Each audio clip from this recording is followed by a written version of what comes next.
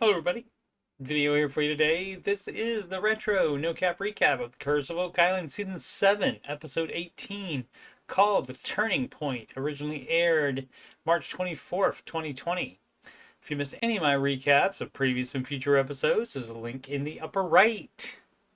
Let's get into it. Previously on the Curse of Oak Island, people have been looking for an incredible treasure for 229 years. Vanessa Lucido, owner of Rock Equipment, returns to the island with some of her staff and an 8-foot wide, 26-foot long, 54,000-pound steel caisson, the first of many. Caissons, or cans as they are commonly referred to in the industry, are drilled into the earth via a rotary process and another can is attached. They provide stability in the shaft so that it is far less likely to collapse. Dan Blankenship used modified railway tanker cars welded together to achieve the same effect in Borehole 10X in the 70s.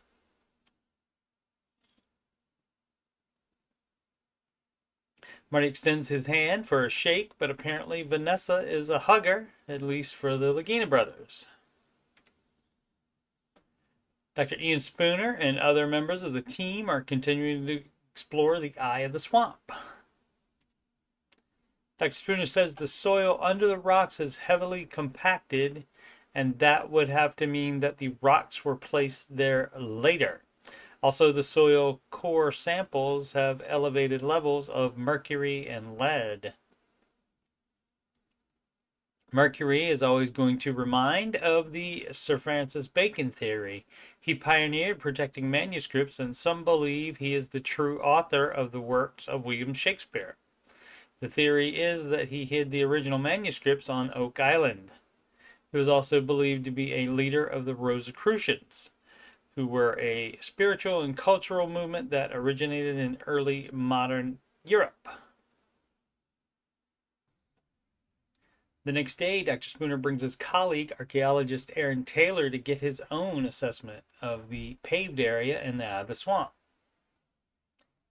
Dr. Taylor, no, not that Dr. Taylor, takes a look after a layer is taken off so he can see the intersection of natural till and the rocks.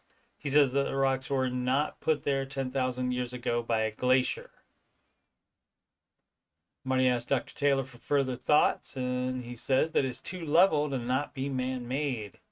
Marty says that makes at least 5 experts from 4 different disciplines that say the swamp is man-made.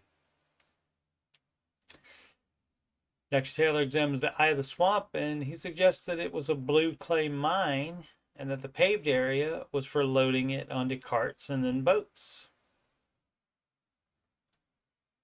In the money pit area, the team has chosen to put the caisson south of the garden shaft and have named it OC1.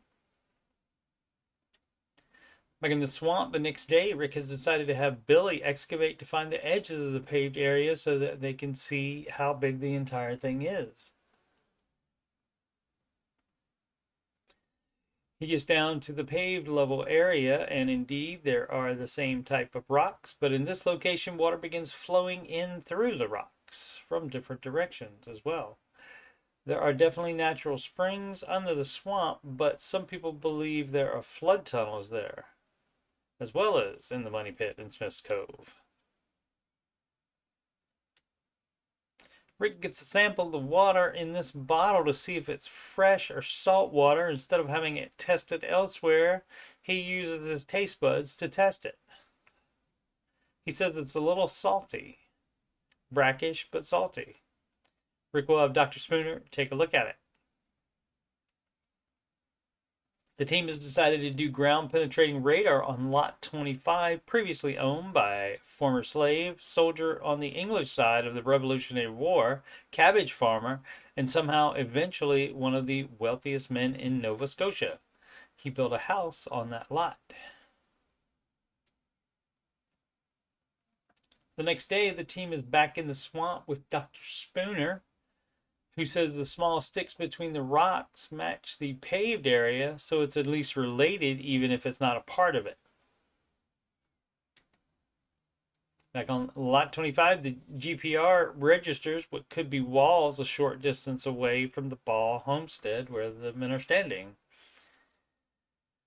Later, the GPR has discovered other smaller anomalies shown in orange. There it says it's enough to request a permit to hand excavate. It's oscillating time for the OC1 Caisson. Dave Blankenship and Dan Hensky, who have done 40 plus years of active searching on the island each, are given the honor of starting the oscillator. As the caissons rotate into the earth, the hammer grab is dropped into the caisson and grabs anything within the caisson and brings it up. Some finds are seen immediately, especially the bigger items, but to get the small items, the spoils will be taken to a wash plant and gone through by hand to make sure nothing is missed. We'll be continuing retro no-cap recaps of seasons 7 and 8, while also recapping the new season 12 episodes late Tuesday nights as they air. All other episodes are in my Oak Island playlist. I'm also doing retro no-cap recaps of seasons 2 through 4 of The Secret of Skinwalker Ranch as I have time. Seasons 1 and 5 are all done and are in the Skinwalker Ranch playlist already.